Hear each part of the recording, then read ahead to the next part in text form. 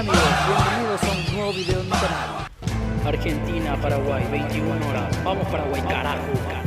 La ilusión de llegar dentro de 2 años a un mundial nos mueve, nos moviliza, nos compromete.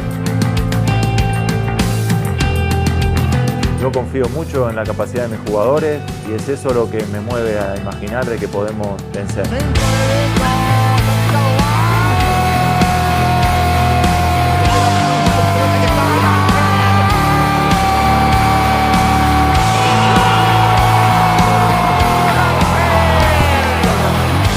Todos los partidos que preparamos los preparamos para ganar, no para rescatar puntos.